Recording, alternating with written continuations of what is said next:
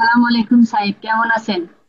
ওয়ালাইকুম আসসালাম ওয়া রাহমাতুল্লাহি ওয়া বারাকাতুহু। জি আলহামদুলিল্লাহ, ভালো আছেন? কোথা থেকে বলছেন বলেন? জি, আমার নাম হলি। আমি আমেরিকা লস এঞ্জেলস থেকে বলছি। আমি মাশাআল্লাহ, আল্লাহ হেফাজত রাখুন, আল্লাহ হেফাজত রাখুন। বলেন। আল্লাহ সাহেব, আমার আজকে 3 সপ্তাহ আমি সিরিয়াল করি, কোশ্চেন করি আপনাকে। ওই যে আমার হাজবেন্ড আল্লাহ। নাম পড়ে না। তা আজকে সিরিয়াল কোশ্চেনটা হচ্ছে, মাঝে মধ্যে আমার হাজবেন্ডের উপর আমার খুব রাগ হয়। খুব রাগ হয়, খুবই মানে ঘৃণা জাতীয় রাগ হয়, কারণ সে তো নামাজ পড়ে না, কোনো কিছুই করে না, মানে আল্লাহর সাথে তার কোনো কিছুই না।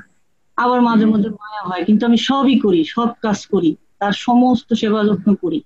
এখন আমার এটা কি, তাকে ঘৃণা করাটা এবং ভালোবাসাটা কি আল্লাহর জন্যই করতে হবে? জি, নাকি আমি দুটোই দুটোই দুটোই থাকবে। আল্লাহর জন্য ঘৃণা করতে হবে, কারণ সে আল্লাহর বন্ধু নয়। হ্যাঁ। আর যেহেতু আপনি এর আগে বলেছেন যে নিরুপায়, তো এই অবস্থায় তার অধীনেই থাকতে হচ্ছে।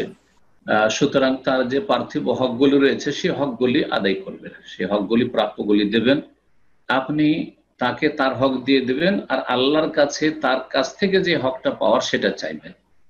তো দেখা যাবে যে ইনশাআল্লাহ তাআলা আপনার দোয়া এক সময় কবুল করেছেন। আল্লাহ রাব্বুল আলামিন অন্তর ফিরানেওয়ালা, মুকাল্লিবুল কুলুব। আল্লাহ হয়তো অন্তরকে ফিরিয়ে দিবেন। বেশি বেশি দোয়া করতে থাকেন, ভালো আচরণ করতে থাকেন। একটি কথা এখানে মনে রাখবেন, আমি অনেক সময় বলি যে যারা পথভ্রষ্ট হয়ে রয়েছে, পাপে ডুবে রয়েছে, বেদিন হয়ে রয়েছে, তাদেরকে আমরা রোগী মনে করব। একজন রোগী যদি আমরা সামনে দেখি, আর সেই রোগী যদি আবার আপনজন হয়, প্রিয়জন হয়, তাহলে তার সাথে আমরা কি আচরণ করব বলুন? তাড়াতাড়ি তাকে হাসপাতালে নিয়ে যাব, তার জন্য লাখ লাখ টাকা খরচ করে দেবো, যা আছে সবকিছু জমি জায়গা বিক্রি করে তাকে আমরা বাঁচাবার চেষ্টা করব। এটা করি না আমরা? তার শরীরটাকে সুস্থ করার জন্য, যে শরীর সুস্থ হলে কয়টা দিন আর বেশি বাঁচবে, এর বেশি তো কিছু না। এটা অসুস্থ যদি আপনজন হয়, আপনার বাপ মা হয় বা ভাই বোন বা স্বামী স্ত্রী হয়, তাহলে তাকে সুস্থ করলে কিছুদিন বাঁচবে। তার জন্য আমরা লাখ লাখ টাকা কি জমি জায়গা সব বিক্রি করে দিচ্ছি।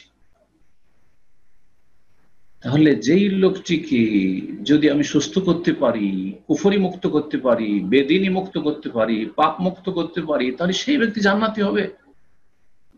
জান্নাতি হবে। এবং তার নেকির এক একটা ভাগ সমান সমান আমি আপনি পাবো। এই জন্য তাদের সাথে রোগীর মতো আচরণ করবে। রোগীর ওপর যেমন মায়া করি, আমরা ঘৃণা করি না, আপনজন রোগীর উপর অত্যন্ত বেশি মায়া করি। এমনকি আপনজন না হলেও ডাক্তার, চিকিৎসক রোগীর সাথে কেমন আচরণ করে, মায়ার আচরণ করে, ভালো চিকিৎসা দেয়, ভালো তাকে ভালো করার জন্য যথাসাধ্য চেষ্টা করে। সুতরাং এইভাবে আপনি আপনার স্বামীর সাথে আচরণ করবেন। আল্লাহ যেন তৌফিক দান করেন, এবং দোয়া করি আল্লাহ যেন আপনার স্বামীকে হেদায়েত দান করেন।